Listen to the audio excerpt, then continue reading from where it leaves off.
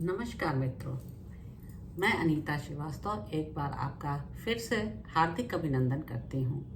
आज के श्रीमद् वाल्मीकि रामायण में जो प्रसंग मैं सुनाने जा रही हूँ वह है राजा दशरथ द्वारा सुरक्षित अयोध्यापुरी का वर्णन।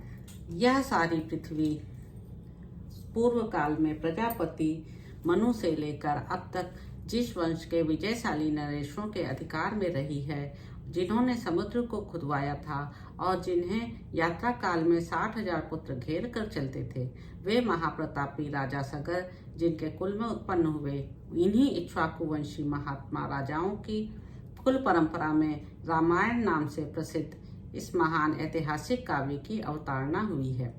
हम दोनों आदि से अंत तक इस सारे काव्य का पूर्ण रूप से गान करेंगे। इसके द्वारा धर्म, अर्थ, काम और मोक्ष चारों पुरुषार्थों की सिद्धि होती है।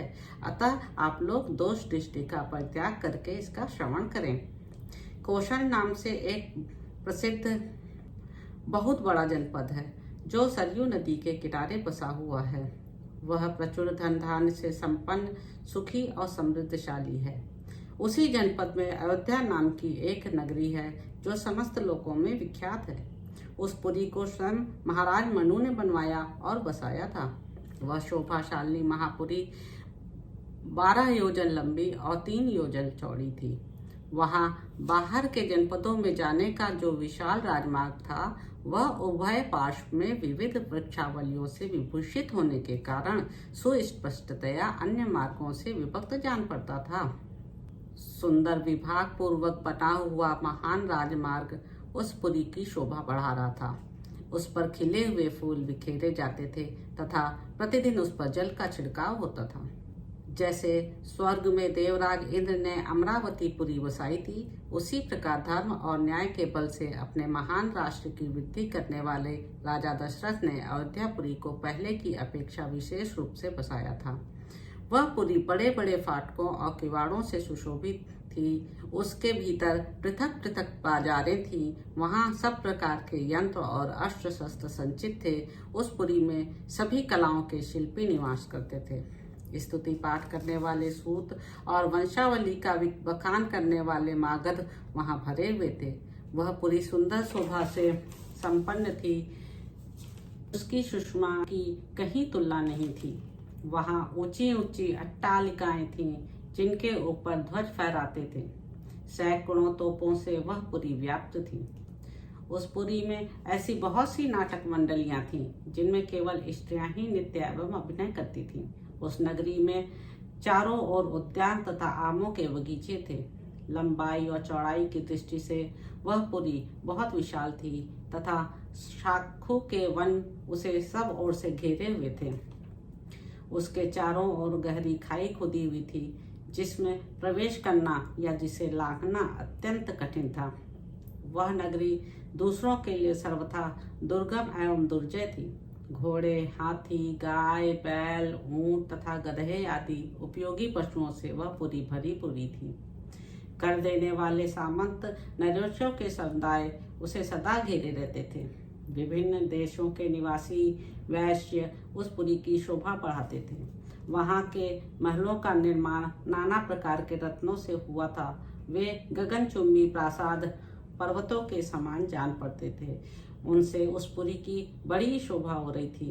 बहुसंख्यक कूटागारों से परिपूर्ण वह नगरी इंद्र की अमरावती के समान जान पड़ती थी। उसकी शोभा विचित्र थी। उसके महलों पर सोने का पानी चढ़ाया गया था। श्रेष्ठ एवं सुंदर नारियों के समूह उस पुरी की शोभा बढ़ाते थे। वह सब प्रकार के रत्नों से भरी पूरी तथा सतमहले प्रासादों से सुशोभित थी। पूर्ववासियों के घरों से उसकी आबादी इतनी घनी हो गई थी कि कहीं भी थोड़ा सा भी अवकाश दिखाई नहीं देता था। उसे समतल भूमि पर बसाया गया था। वह नगरी जड़हन धान के चावलों से भरपूर थी। वहाँ का जल इतना मीठा या स्वादिष्ट था मानो ईख का रस हो। भूमंडल की वह सर्वोत्तम नगरी दुंदुभी, मृदंग, वीणा, पड़ाव आदि वाद्यों की मधुर ध्वनि से अत्यंत गूंजती रहती थी। देवलोक में तपस्या से प्राप्त हुए सिद्धों के विमान की भांति उस पुरी का भूमंडल में सर्वोत्तम स्थान था। वहाँ के सुंदर महल बहुत अच्छे ढंग से बनाए और बसाए गए थे। उनके भीतरी भाग बहुत ही सुंदर थे। बहुत से श्रेष्ठ पुरुष उस पुरी में निवास करते थे। जो अपने समूह से बिछुड़कर असहाय हो गया हो, जिसके आगे पीछे कोई न हो तथा जो शब्द भेदी बाण द्वारा भेदने योग्य हो अथवा युद्ध से हार कर भागे जा रहे हों, ऐसे पुरुषों पर जो लोग बाणों का प्रहार नहीं करते, जिनके सधे सदाए हाथ शीघ्रता पूर्वक लक्ष्य भेद करने में समर्थ हैं, अस्त्र शस्त्रों के प्रयोग में कुशलता प्राप्त कर चुके हैं तथा जो वन में गरजते हुए मतवाले सिंहों, व्याघ्रों और सूरों को तीखे शस्त्रों से एवं भुजाओं के बल से भी बलपूर्वक मार डालने में समर्थ हैं, ऐसे सहस्त्रों महारथी वीरों से अयोध्यापुरी भरी पूरी थी। उसे महाराज दशरथ ने बसाया और पाला था। अग्निहोत्री शम दम आदि उत्तम गुणों से संपन्न तथा छहों अंगों सहित संपूर्ण वेदों के पारंगत विद्वान श्रेष्ठ उस पुरी को सदा घेरे रहते थे। वे सहस्त्रों का दान करने वाले और सत्य में तत्पर रहने वाले थे।